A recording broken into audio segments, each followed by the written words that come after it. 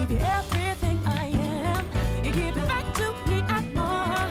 We're gonna make our dreams come true and live a good life, good life, good life. Today on Tamron Hall, is gentle parenting on the way out? And is mess around and find out taking over? One mom's story went viral when gentle parenting backfired. I will not give you step-by-step instructions when you are perfectly capable of doing something like this. Another mom insists it works, and they're living proof. It's more about parenting from a place of calm without yelling, screaming, or hitting, despite the triggering behavior. And is it leaving parents drained and children unprepared? And a teacher on why lack of consequences is pushing educators to the brink. If I can't tell your child no as an adult and they don't respect the no, they're basically unteachable. The parenting debate dividing homes, classrooms, and social media. We bring it all to the sofa. Tamron Hall starts now.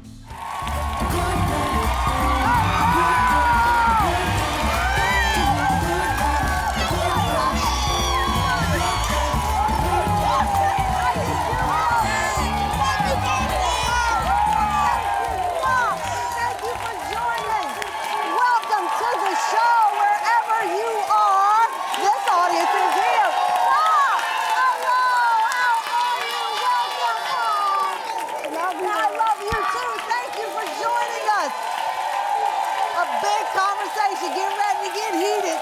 This is gonna be one of those. Hello, have a seat.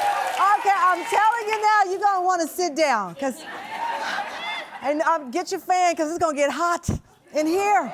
Okay, as the parent of a now first grader, I know that there is nothing that gets people more fired up than how you raise your kids.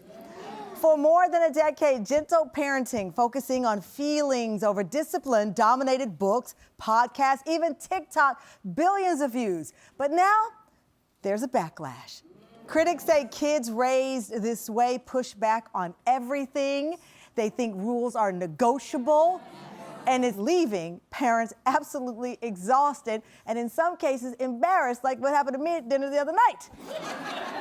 Gentle parenting in a restaurant does not work. Even the Wall Street Journal reported on this, and the Wall Street Journal is the business Bible. They jumped into the conversation. This was the headline that stopped me in my tracks. It said, "Goodbye, gentle parenting. Hello, F around and find out."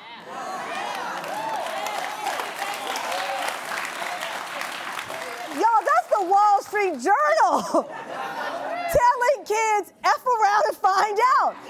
That hit a nerve. Take a look.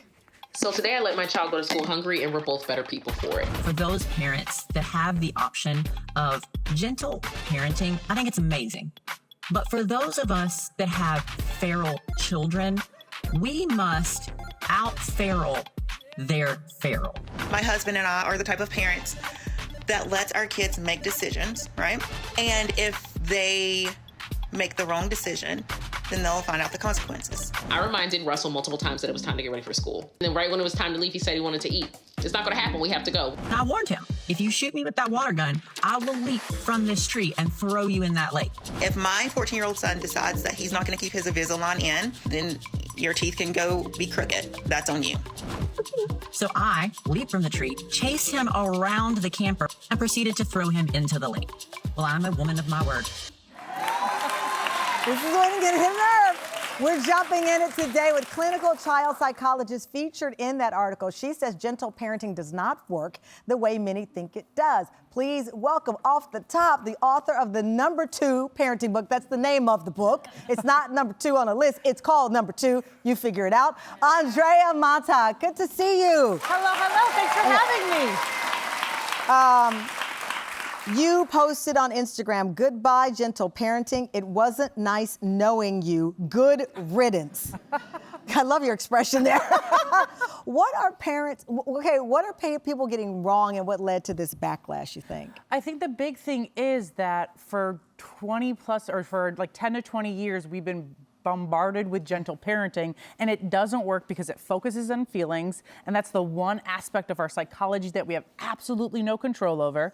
We've avoided rewards and punishments, which, like, if we want our kids to behave in a certain way, that's the best way to get them to do what we want them to do. Reward and consequences. So, like, when I was in school, you'd get an A or a sticker, and that was validating. Yes, very much so. And then when you didn't get an A or a sticker, you knew what that meant. Yes, exactly. There was a consequence. There was some kind of punishment. Right. You knew kind of where your behavior was. And then the last thing with gentle parenting, that reason why it doesn't work, is that because it focuses in on treating your child as if they're your equal. I knew that was going to happen. I knew that was going to happen. Okay, so the gentle parenting movement, I didn't realize this, to your point, gained popularity in the 2010s. A British author, we're going to blame the Brits for this, Sarah Ockwell Smith's series of books tackled this, right? And this became what blossomed into this gentle parenting thing. You work with college kids, and you say that you are seeing kids that are coming into college less independent. They don't know how to do a lot of things, and they are needing their parents to even answer questions for them. Yeah, there was like a whole week where I had like 4 different conversations with different parents of college students. And I'm like, your kid is a college student. They are now technically an adult. Like, they need to figure out their own stuff, and you can't be coming in and like doing it for them. The FAFO, F around and find out parenting. Is it a complete rejection of gentle parenting? I think it is, because so many parents are burned out. They're tired. They're exhausted. They think that this is the best way to do it because it's rammed down our throats, but it's not, because it's making us tired. It's making us exhausted, and we can't be good parents because we're doing it. And so now it's like, oh, there's this new way of parenting where we can like be more hands off. Yes, please. Okay, I get that. You know, I'm listening to you because in my life, I think I'm somewhere in the middle, to be quite honest with you. My husband's a hard, gentle parent. I mean, he looks at me sometimes and he's like, I can't believe you said that to him. And I'm like, I can't believe you didn't say it to him. Because we went to the restaurant the other night, I was saying at the top of the show, and my son said, I'll just leave the restaurant. And I'm like, that's what I said. I was like, if you get up off this table, I said, your dad is gonna stay at the restaurant and I'm going to drag you across the street to home. We happen to live across the street from the restaurant, so I could talk smack back. But I was like, my mom would have stopped. That restaurant would have blown up. She wouldn't have had to do anything. But I want him empowered, but because we've given him so much choice, in that moment I saw a very lovely kid. And I know everybody thinks their kid is great. I actually do think mine is great. I love him so much. But in that moment I was like, who are you talking to? Because it's that last piece where we are raising them to believe that they're our peers. That they're our peers, that they're on the same level as us. And it doesn't work. So FAFO sounds harsh to some people, right? But you say it's really about natural consequences. We have this video where a 4-year-old boy threatened to leave home, not mine, but somebody else's kid, because his parents wouldn't let him sleep in their bed. Take a look. Where are you going? I'm going to a different house because you don't want to come in, because I want to sleep and you said no. You're leaving to a different house because I won't let you sleep in our room? Yeah. See ya. I will gladly help you open the door.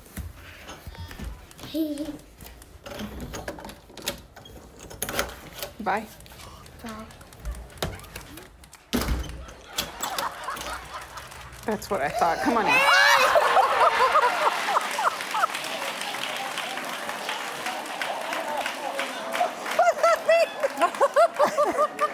She didn't have to do anything, but that's what your fear is. Where's the line? Because she closed the door, it was dark outside.